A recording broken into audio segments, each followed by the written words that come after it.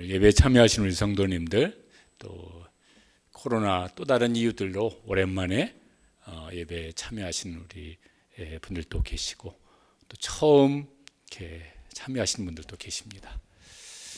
하나님께서 굉장히 기뻐하시고 또 환영하시고 여러분들을 이렇게 사랑하는 마음으로 바라보시고 계실 것 같습니다. 그런 마음으로 서로를 옆에 분들 사랑하고 축복합니다. 한번 인사 나누시죠. 옆에 분들에게 사랑하고 축복합니다. 사랑하고 축복합니다.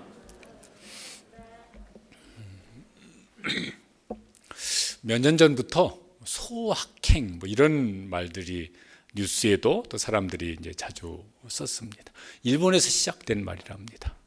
경제가 오랫동안 침체되어지고 어려우니까 큰 일, 거창한 일 이런 건 불확실하고 그냥 소소한 일, 작은 일, 그렇지만 지금 당장 누릴 수 있는 일들, 맛있는 거 먹고 좋은 거 구경하고 이런 행복을 누리자, 이런 행복이라도 누리자, 이런 걸 것 같아요. 그게 이제 우리도 이렇게 어려움이 오랫동안 계속되어지니까 그런 말들이 우리 사회에서도 이제 많이 사용되어진 말 같습니다. 또 비슷한 맥락인 것 같은데 워라밸 이런 말들도 뭐죠? 일과 일상생활이 이렇게 잘 밸런스를 이루는 이런 이제 생활을 하자. 일하는 시간 좀 줄이고 소득이 좀 줄더라도 소확행을 즐기는 이런 삶을 살자. 이제 이런 것이 특별히 이제 젊은 사람들 가운데서 더 유행하는 분위기라고 합니다. 소확행이 잘 되겠습니까? 워라밸은 마음에 원하는 대로 잘 될까요? 그렇게 하면은 행복하기는 할까요? 그런 만족하는 행복이 얼마나 오래 가기는 오래 갈까요? 그럴까? 이런 생각이 이제 저는 듭니다. 누구든지 이제 어떤 모습이든지 이제 행복하기를 원하는 마음이 많습니다. 그런데 현실은 살아가는 자체가 참 짐이라는 이런 생각이 아니라 그렇게 경험하면서 사는 분들이 훨씬 더 많을 것 같아요. 아이들이 어릴 때는 공부하는 게 짐이에요. 잘하는 애는 잘하는 애대로, 못하는 애는 못하는 애대로. 거의 공부가 꼴찌인 이런 부모 보기에는 전혀 공부 신경도 안 쓰는 애 교회에서 수련했대. 야, 목사님이 기도해 줄 테니까 너 기도 제목 얘기해봐. 그러면 꼭 들어가는 게 공부 잘하고 싶어요. 걔들도 그런 마음이 있다니까요. 잘 안 돼서 그렇지. 그런데 이제 공부 마치고 취직을 했습니다. 공부보다 쉽습니까? 안 쉬우시죠? 그래서요, 뭐라고 말하냐면 학교 다닐 때가 제일 나았다고. 그때가 좋았지. 그러니까요, 우리가 먹고 사는 삶을 하는 것도 이것도 이제 무겁습니다. 결혼을 사랑하는 사람 만나서 결혼을 했습니다. 왜 결혼할까 그러면 행복하게 살고 싶다고. 옆에 분한테 혹시 배우자가 옆에 앉아 있으면 물어보지는 마시고, 여러분 결혼해 보니까 혼자 살 때보다 훨씬 행복하십니까? 대답은 하지 마세요. 이게 대답하면 곤란할 수 있습니다. 그게 또 이제 무거운 짐이어서 아이고 이 짐을 어떻게 짊어지나 고민하는 분들도 많습니다. 자녀를 낳았습니다. 축하한다고 그러고 이쁘고 눈에 안 아파도 눈에 넣어도 안 아프겠다고 그러는데 그 자식이 안 그런 집도 있지만은 평생 짐입니다. 나이 들수록 이제 우리 교회 성도들도 그렇고 저도 젊지는 않으니까 건강의 짐이 자꾸 무거워져요. 사방 아프시대요. 또 무슨 노후의 짐이 무거운 분들도 많으세요. 이게 그래서 무슨 장수하는 게 그게 복이 아니에요. 어떻게 살아요? 이런 분들도 또 적지가 않으세요. 성경에 이런 말씀이 있습니다. 시편 90편 10절에 우리의 연수가 70이요 강건하면 80이라도 그 연수의 자랑은 뭐라? 수고와 슬픔뿐이라. 7, 80을 사는데 뭔가 기억 속에 남아있는 쌓여있는 것들 이렇게 살펴보니 수고와 슬픔이라고 하는 이런 기억들이 훨씬 더 많이 쌓여 있어요. 근데 그 중에서 제일 무거운 짐이 뭘까? 우리가 인생을 살아가는데 제일 무거운 짐이 뭘까? 모든 사람이 누구라도 그 짐은 안 지고 싶은 짐이 뭘까? 제 생각이 아니라 모든 사람이 그럴 거예요. 죽음이라는 짐입니다. 아무도 원하지 않는데 결국은 모든 사람이 그 죽음의 짐을 짊어져야 됩니다. 늙으면 죽어야지. 그럼 이게 막 그런 이제 연세 많으시면 부모님이든 여기 젊은 분들은 이제 할아버지 할머니시든 이렇게 말씀하는 분이 계세요. 그 진심으로 알아들어야 됩니까? 그 거짓으로 알아들으셔야 됩니까? 그 진심으로 알아들으면 곤란하죠. 우리 교회 성도 중에 제일 이렇게 연세 많으신 분이 고명희 권사님, 지금 요양병원에 계신데 104세, 105세인가 그러세요. 지금도 한 번씩 이제 가끔 전화드리면요, 목소리가 아직도 짜랑짜랑하십니다. 목사님, 제가 목사님을 위해서 기도하고 있어요. 시화동산교회 기도하고 있어요. 아무개 장로님 잘 계세요. 안부 전해주세요. 그 목소리 기운으로 하면은 110세 사는 데는 아무 지장이 없으실 것 같아요. 근데 이제 이렇게 하면은 이제 끝에 이제 이런 말씀을 하세요. 목사님, 하나님이 왜 나를 안 불러가시는지 빨리 불러가셨으면 좋겠어요. 진심일까요? 진심 아닐까요?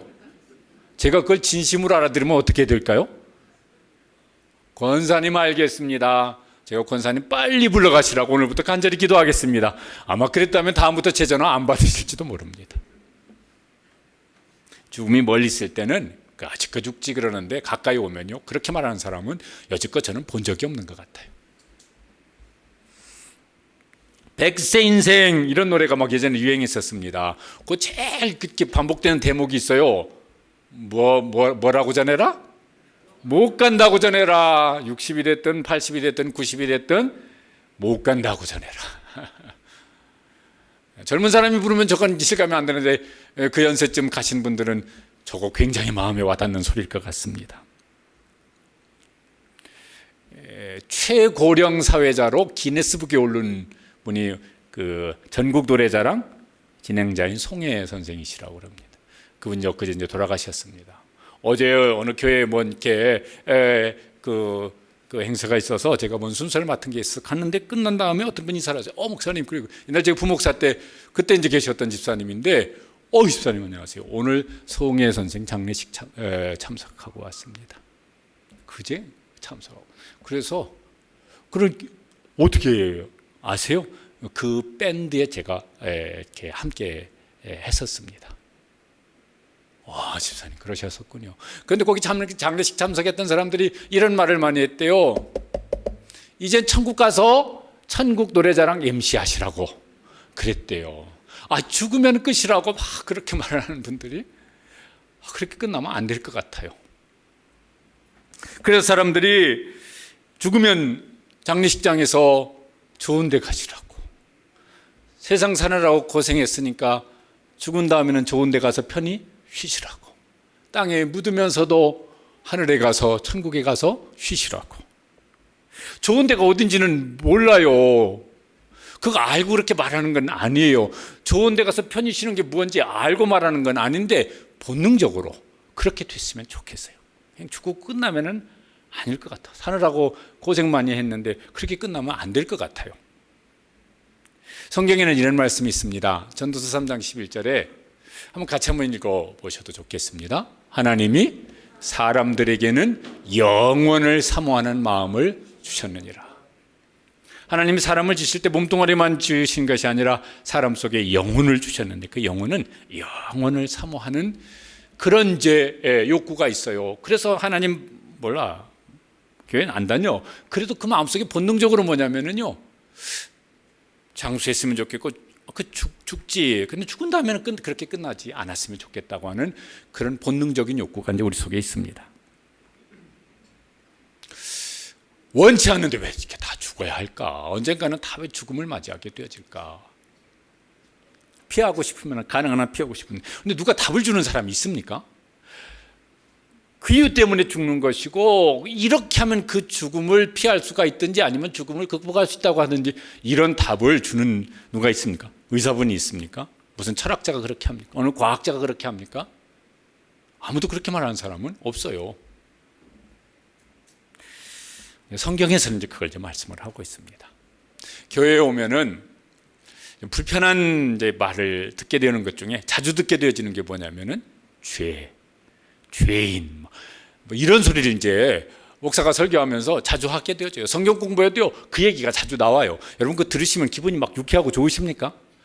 저도 별로 유쾌하진 않아요. 제가 설교하면서도 마음속이 부담스러워요. 이 말을 하면 사람들은 안 좋아할 텐데.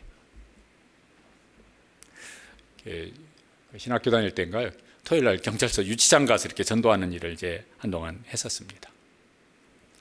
이제 제가 설교한 건 아닌데 설교하는 선배가 죄 뭐라고 했었던 것 같아요. 그러니까 안에서 누가 소리를 크게 지르면서 쌍시옷 들어가는 말을 이제 했습니다. 우린 죄 없어. 죄 있는 놈들은 다 밖에 있어. 막 뭐라고 그러면서 막 소리를 계속 질렀습니다. 굉장히 이렇게 당황했던 이제 기억이 있는데 그분이 아마 아무 죄가 없다고 그런다면 거기 아마 아닐 수도 있겠지만 그렇게 나하고 상관없는 소리야. 그리고 화가 안 났을 수도 있을 것 같아요. 근데 왜 그렇게 화가 났을까 그러면은 뭐가 들킨 것 같으니까 화를 내지 않았을까? 속담인지 모르겠지만요. 방귀 낀 놈이 썩낸다 이런 말이 있어요. 방귀 낀 게 자랑스러우면요 썩 안 낼 거예요. 내가 꼈다 이러고서 막 큰 소리 질 건데 방귀 낀 게 부끄러워요. 그러니까 안 그런 척 하는 거예요. 그래서 썩 내는 거예요. 어떤 놈이 꼈냐고. 사람들 속에 그런 걸 이제 감추고 싶죠. 그럼 감추고 사람한테는 그게 감출 수도 있을 것 같아요. 그죠? 안 그런 척 하면은 사람들은 모를 수도 있잖아요. 그런데 성경에 보면 이런 말씀이 있습니다. 만물보다 거짓되고 심히 부패한 것이 사람의 마음이라. 사람 마음속이 그렇다는 거예요. 그 뒤에 어떤 말씀이냐면 누가 능히 이를 알려. 사람은 그 사람 마음속에 부패하고 더러운 것을 안 그런 척하면 모르는데 하나님은 그것을 다 꿰뚫어서 보고 계신다고. 죄 그런데 여러분 뭘 이제 뭐가 죄겠습니까? 죄란 게 뭐 어떻게 그걸 이제 정의를 내릴 수가 있겠습니까? 이런 거죠. 법을 어기는 것이죠. 그러죠? 이렇게 나라의 법이 있습니다. 그럼 그게요 무슨 막 심각한 것이든 아니면 뭐 좀 가벼운 것이든 그것을 그 법을 어기면은 이제 뭐 범법자가 되는 거예요. 범죄자가 되는 것이에요. 나는 법을 한 번도 어겨본 적이 없습니다. 나는 완전 그런 점에서 무죄입니다. 이런 분은 정말 대단한 분이실 것 같아요. 그런데 혹시 거짓말일지도 몰라요. 이런 재미난 얘기가 있더라고요. 무슨 거짓말 대회가 열렸습니다. 근데 거짓말 대회에서 우승자가 한 거짓말 혹시 들어보셨습니까? 이 사람이 요만했어요. 거짓말 대회에서 우승을 했대요. 나는 지금까지 거짓말 해본 적이 한 번도 없습니다. 요 말했더니 심사위원들이 와, 저 거짓말이 최고 거짓말이다 해서 우승자로 그렇게 상을 주었대요.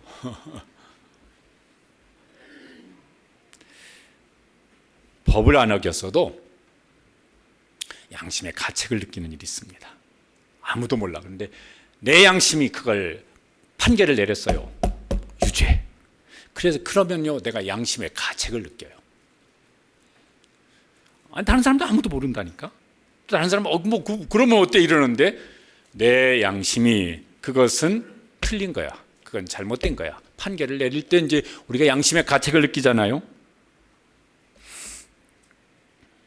나는 양심의 가책을 느낄 만한 일을 한 번도 해본 적이 없습니다. 만약 이런 분이 있다고 그런다면 그분도 정말 대단한 분이시든지 아니면은 정말 대단한 위선자든지 거짓말쟁이든지 뭐 그럴 수 있겠죠. 그런데 이제 혹 양심적으로 살았다고 하십시다. 양심적으로 살면은 죄가 아닐까. 예를 들어서 이렇게 사춘기가 되어지면은 부모하고 자녀하고 갈등이 많아요. 어떤 사람은 사춘기가 10몇 살에 오는 게 아니라 50살 넘었는데 사춘기 같다고 하는 사람도 있어요. 갱년기하고 섞였는지 어쨌든요 반항적이에요. 그런데 만약 어떤 자녀가 사춘기 때 나는 엄마도 싫고 아빠도 싫어 그래서 집을 나가서 가출을 해버렸습니다. 그 대신 막 이렇게 무슨 나쁘게 살지는 않았어요.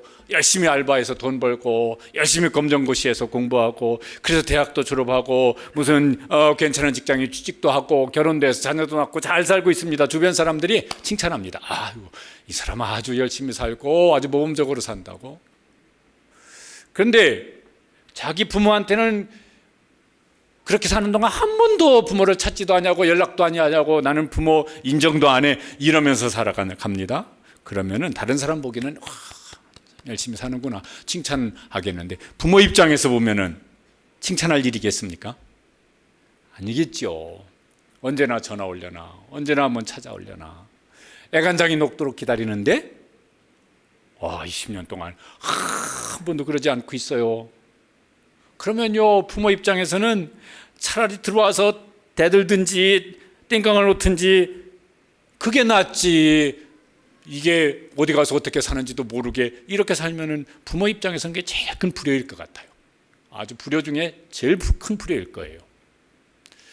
성경에서 하나님이 죄라고 말씀하실 때 근본적인 죄는 뭐냐면은 하나님을 떠난 거예요. 그래서 하나님이 있긴 뭐가 있어? 하나님이 나하고 뭔 상관이 있어?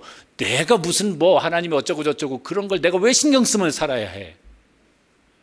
이게 하나님 모시기에는 제일 근본적인 죄인 거예요. 성경에서 죄라고 말할 때 제일 근본적인 죄는 이제 그런 것입니다. 왜 사람들이 그렇게 살까? 왜 사람들이 그렇게 죄를 짓고 살고 혹은 죄에 매여 살고 그럴까? 성경에는 이유를 저렇게 설명을 합니다. 저건 우리가 이렇게 공감이 많이 될 것 같아요. 같이 한번 읽어보실까요? 욕심이 잉태한 즉 죄를 낳고 죄가 장성한 즉 사망을 낳느니라. 그렇죠. 욕심을 부리는 만큼 죄를 짓기가 쉬운 것 같아요. 그래서 욕심을 부르면은 그래서 뭐요? 거짓말도 해요. 나를 위해서 사기를 치기도 해요. 무슨 뭐 도둑질을 하기도 해요. 심지어는 막 살인을 하기도 해요. 무슨 막 이렇게 막 보험 살인 이런 거 있잖아요. 막 뉴스에 가끔 나오면 그게 가족인데 돈 욕심 때문에 막 그렇게 하는 이게 욕심이 지나치면은 그런 생각이 다 무너져 버리는 것 같아요. 그렇게 해서라도 내 욕심 채우면은 막 이렇게 되는 것 같아요. 이게 집단이 되어지면 막 전쟁하잖아요. 저 지금 러시아가 우크라이나 침공해서 우리 파송한 김종훈 선교사님도 우크라이나에서 지금 철수해 있어요. 이렇게 막 그 뉴스에 안 나오는 영상을 보내준 것도 있는데 그걸 보면서 어떻게 사람이 사람한테 저럴 수가 있나. 보는 제가 분노가 막 이렇게 막 머리를 뚫고 나올 것 같아요. 제가 옆에 있으면 무언 짓이라도 저렇게 하는 그 악한 짓을 하는 저놈에게 무언가를 하지 않으면 안 될 것 같은 막 분노가 막 그 영상을 보면서 제 속에 올라오더라고요. 근데 왜 그러는 거죠? 그 사람을 위해서? 나를 위해서. 개인이 됐든 집단의 욕심이 되어지면 이게 더 심각한 결과를 가져오는 것이지만 그렇게 욕심 부리면 나는 좋습니까? 나는 행복해집니까? 결국은 자기도 불행해지고 또 남도 불행하게 만들죠. 그렇죠? 예전에 학교 다닐 때 읽었던 책 중에 이제 유명한 고대 철학자 중에 아리스토텔레스라고 하는 사람이 그 책 중에 내용 중에 행복론에 대한 이런 내용이 있더라고요. 행복을 어떻게 설명했냐면은 저런 그 수학 그 공식으로 설명을 했습니다. 행복은 욕구분의 성취다.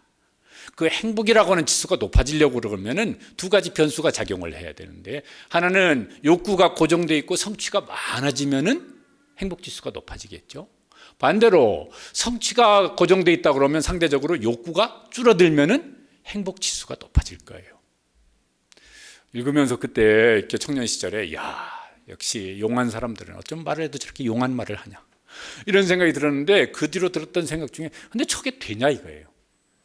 성취도 자기 마음대로 안 되어지지만은 욕구를 줄이는 것도 자기 마음대로 되어집니까? 이게 잘 안 되어져요. 그러니까 행복이라는 지수가 높아지기가 어려워요. 특별히 우리 사회는 막 이렇게 경쟁이 아주 치열하잖아요. 막 어렸을 때부터 경쟁을 뚫고 나아가야 되잖아요. 그러니까요, 욕구가 더 커져요. 그 경쟁에서 이기고 싶은 욕구가. 그런데 성취는 한계가 되어져 있으니까 옛날보다 공부는 웬만하면 가고 싶으면 웬만하면 다 대학도 가고 또 먹고 사는 것도 옛날보다 분명히 나아졌는데 옛날보다 더 행복해졌습니까? 아닌 것 같아요. 왜 그럴까 그러면은 욕구는 커졌는데 욕구하는 만큼 원하는 만큼 성취가 안 되어지니까 상대적으로 행복지수가 낮아지는 것 같아요. 그래서 불행하다고 그러고 막 우리는 뭐 자살률도 뭐 OECD 국가 중에 제일 높다고 그러고 이혼율도 제일 높다고 그러고 청소년 청년 사망의 원인의 첫 번째는 자살이라고 그러고 왜 이렇게 슬픈 일들이 많은지.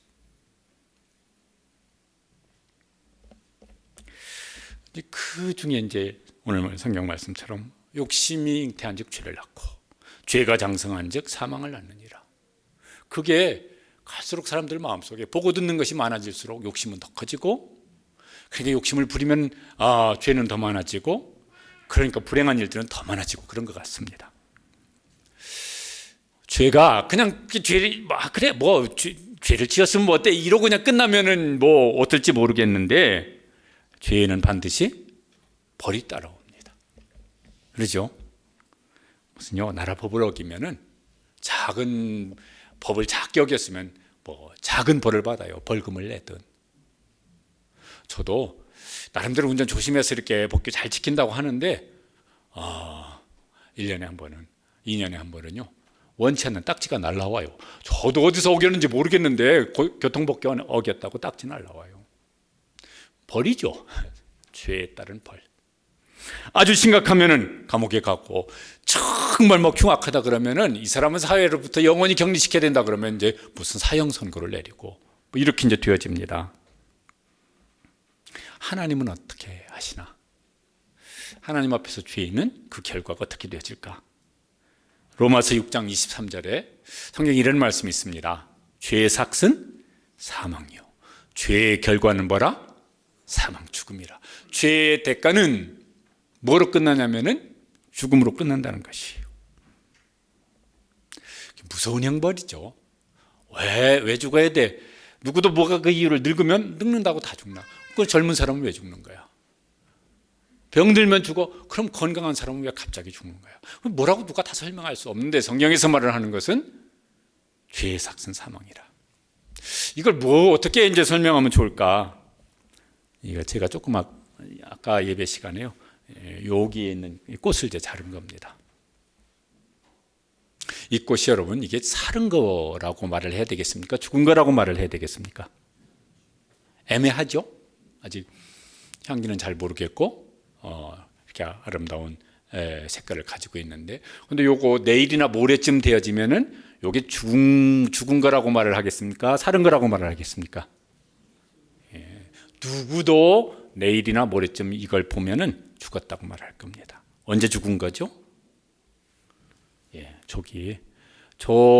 요 꽃의 생명은 저 뿌리에서부터 나오는데 뿌리와 연결된 줄기에서 딱 떨어지는 그때부터 요거는 이제 생명이 죽어가기 시작하는 거예요. 그리고 그게 이제 2, 3일 지나면은 죽었네 하고 결과가 나타나게 되어집니다.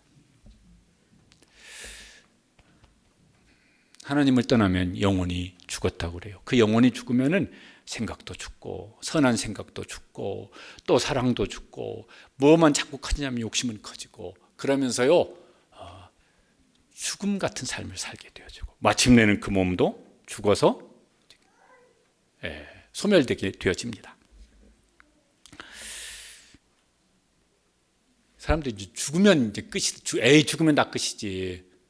근데 앞에 말씀드린 것처럼 죽으면 끝이라고 실컷 말을 해놓고도 뭐라고 그러냐면 죽으면 끝이 아니기를 바래요. 그래서 뭐예요?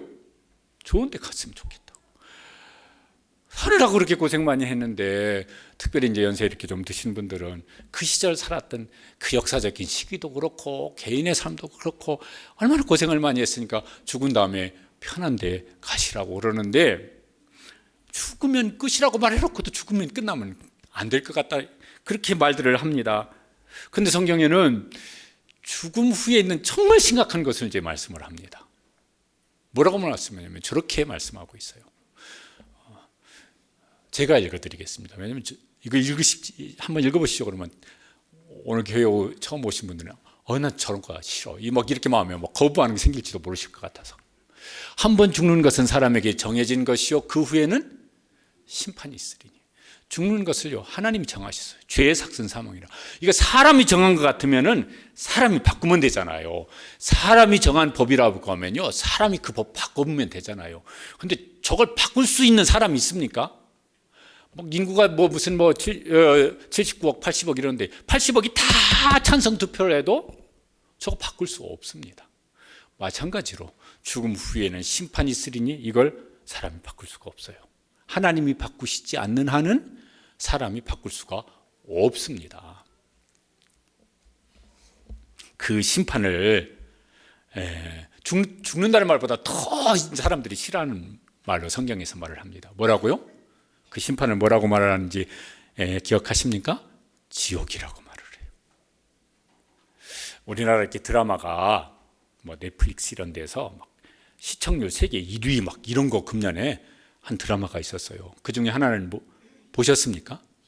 오징어 게임.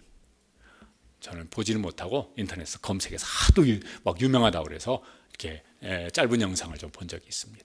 그 다음에 전 세계 시청률 1위를 한 드라마 제목 혹시 아십니까? 지옥이에요. 그것도 이렇게 동영상 좀 검색해서 조금만 봤습니다. 왜 그렇게 사람들이 많이 보지? 오징어 게임이나 지옥이나 제목은 같지만은 상황은 비슷한 것 같아요. 사람들이 공감해서 그런 것 같아요. 그런데 제발 그렇게는 안 되기를 바라면서 공감하는 것. 그래서요, 막 사는 게 너무 힘들면은 교회 안 다니는 사람도 사는 게 뭐 같다고 그래요? 사는 게 지옥 같다고. 막 더 힘들면은 사는 게 저는 아주 생지옥입니다.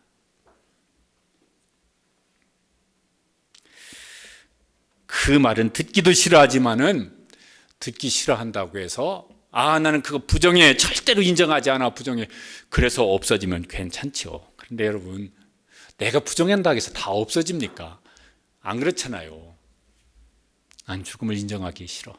난 죽음을 부정할 거야. 그런다고 해서 안 죽으면 얼마나 좋겠습니다만 그게 안 되는 것처럼 뭣도 그 후에 심판이 있으리니 이것도 내가 부정한다고 해서 없어지는 게 아니고 왜? 하나님이 정하셨으니까 사람이 바꿀 수 없는 것이죠. 어떻게 하면 좋을까? 저는 이제 저희 양쪽 부모님이 다 벌써 이제 천국 가셨어요.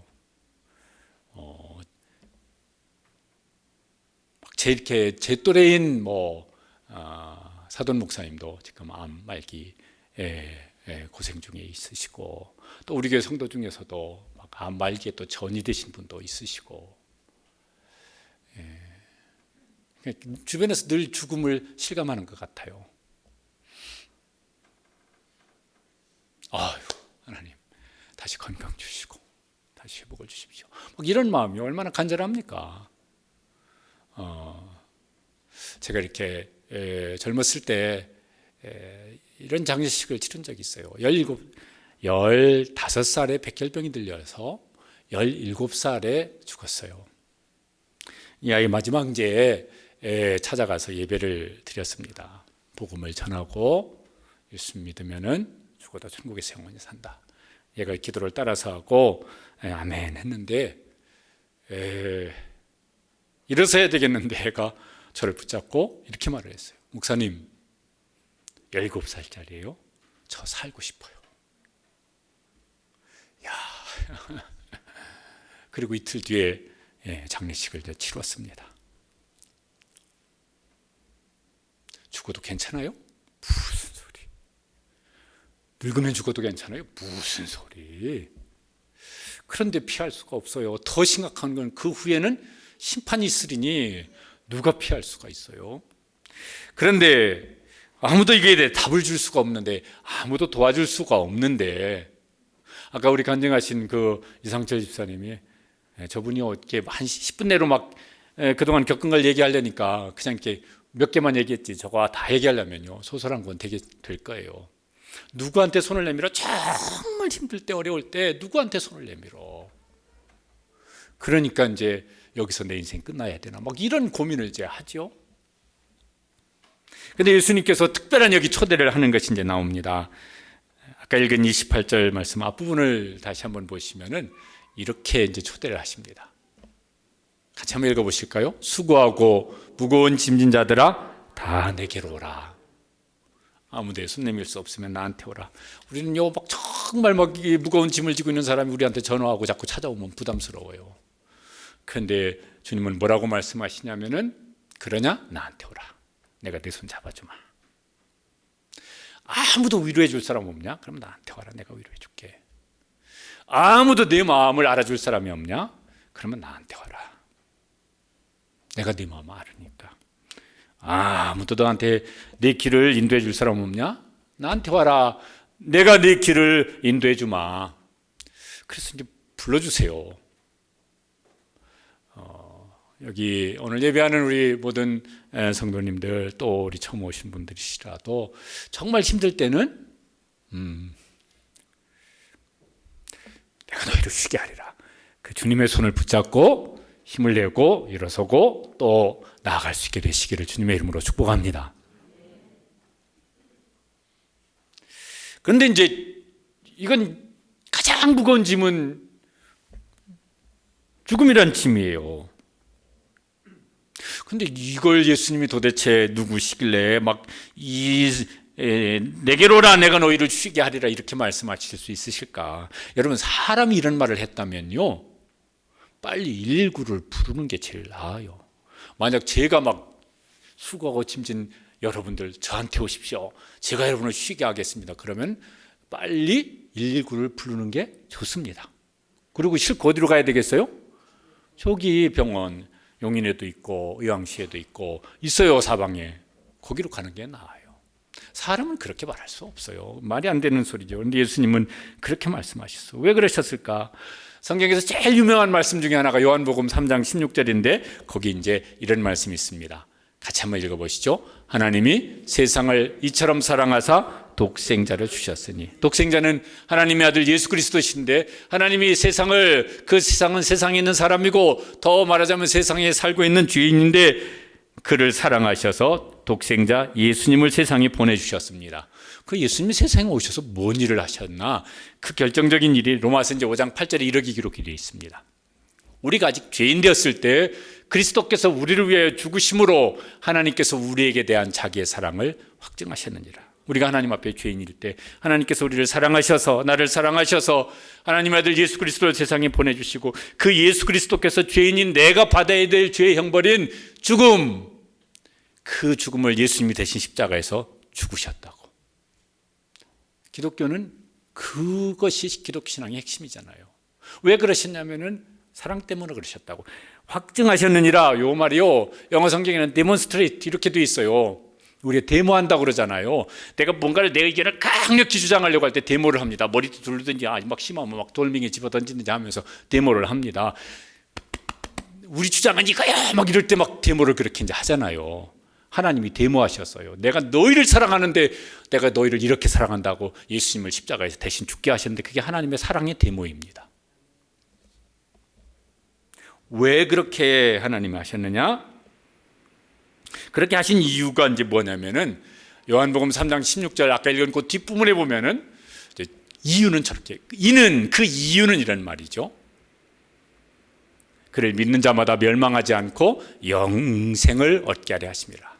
멸망은 죽음이고 그 후에 심판인데 이것 대신 영원한 생명, 천국에서 누리는 영원한 생명을 그에게 주시려고 예수님을 믿는 사람들에게 하나님이 그 생명을 주시려고 이 일을 행하셨다고 그렇게 말씀합니다.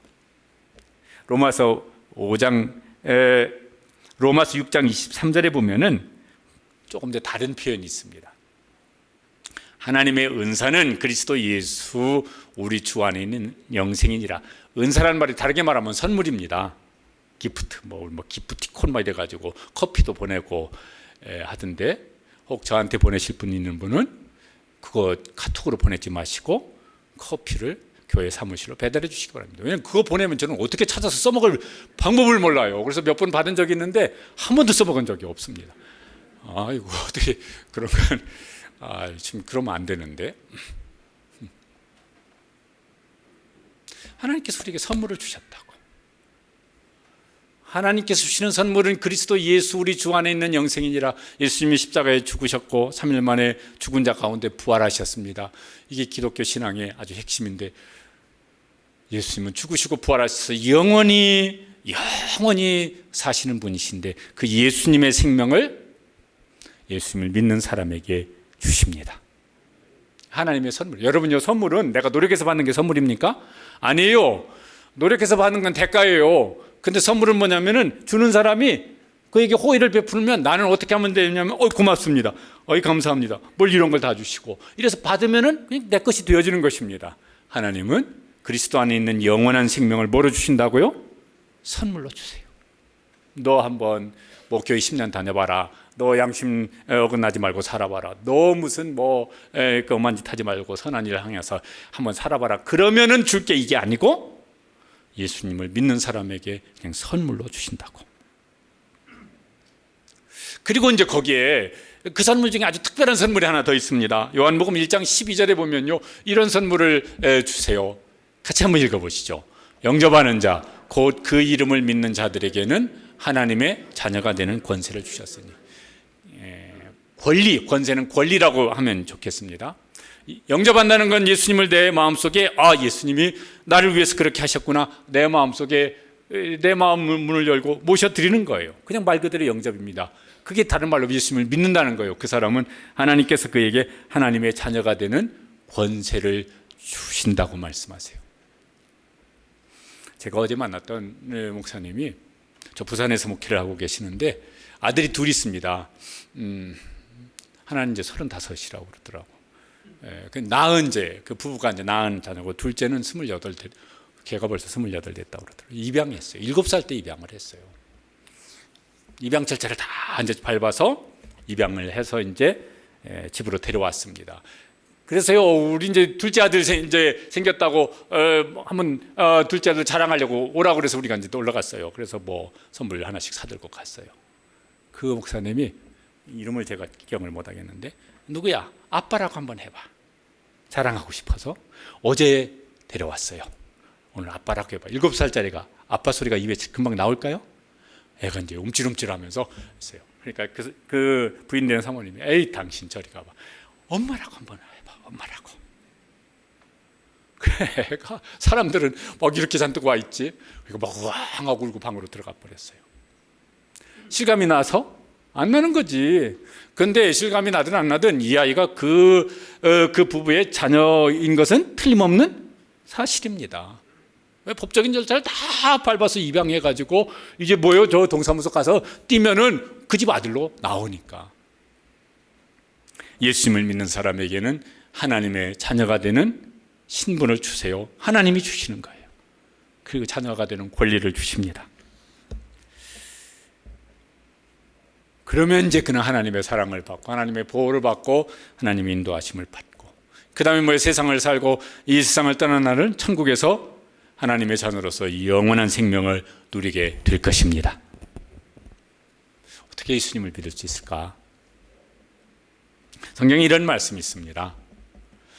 요한계시록 3장 20절에 보면은, 볼지어다 내가 문 밖에 서서 두드리노니 누구든지 내 음성을 듣고 문을 열면 나는 그에게로 들어가 그와 더불어 먹고 그는 나로 더불어 먹으리라. 더불어 먹는다는 건요, 한 가족이 지금 밥상에 앉아서 밥을 먹는 장면이에요. 그러니까 한 가족이 되어져서 거기 친밀한 이제 관계가 만들어진다는 것이에요. 예수님께서 지금도 우리의 마음의 문을 이렇게 두드리고 계신다고 말씀하십니다. 지금은 이렇게 번호키 삑삑하지만은 예전 같으면 띵동 누르고, 누구세요? 누굽니다. 들어오세요. 문 열어주면 우리가 이제 들어갔었어요. 예수님께서 우리의 마음의 문을 두드리고 계십니다. 내가 너를 사랑한다고? 얼마나 사랑하는지 아니? 내가 너를 위해서 죽었다고.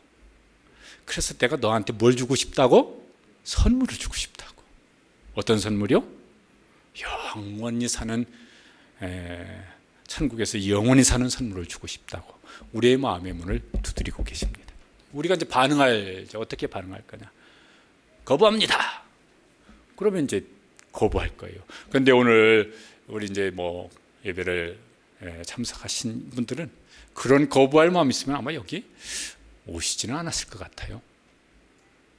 그런 마음이 적극적으로든 소극적으로든 아마 있으시니까 이제 여기 오셨을 것 같아요.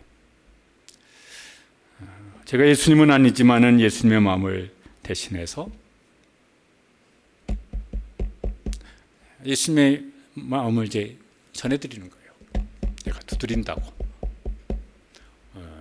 그럼 어떻게 하면 좋을까? 우리 중에 이제 예수님을 이미 영접한 분들도 계십니다.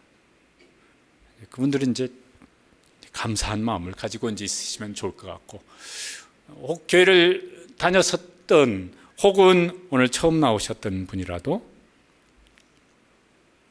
내가 너를 사랑하고 내가 영원한 생명을 선물로 주고 싶어서 예수님을 보내주셨고 예수님이 우리 대신해서 죽으셨고 그리고 그 예수님이 우리의 마음을 두드리고 계십니다. 여러분 어떻게 이제 하시고 싶으십니까? 거절하시겠습니까? 나는 싫어요. 나 원치 않아요. 나는 뭐 그런 거 다 무시하고 나는 그냥 살고 싶어요. 그러십니까? 그런 분들은 아마 안 계실 것 같아요. 어떻게 하면 좋을까? 성경에 이런 말씀도 있어요. 로마서 10장 10절에 보면 마음으로 믿어 의에 이르고 입으로 신하여 구원에 이르느니라.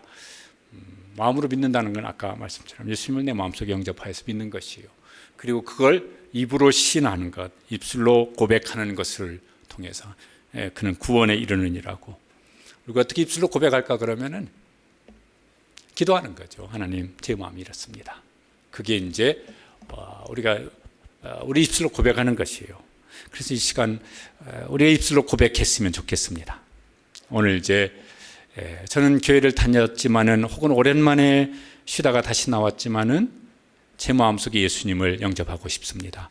혹은 오늘 우리 교회에 처음 오셨습니다. 그런데 제가 제 마음을 열고 예수님을 그렇게 영접하고 싶습니다. 한번 옆에 사람 뭐 이것도 괜히 눈치 볼 일은 아닌데 신경 쓰실까 봐서 한번 눈을 감으시고 저는 지금 제 마음의 문을 열고 예수님을 영접하고 싶습니다.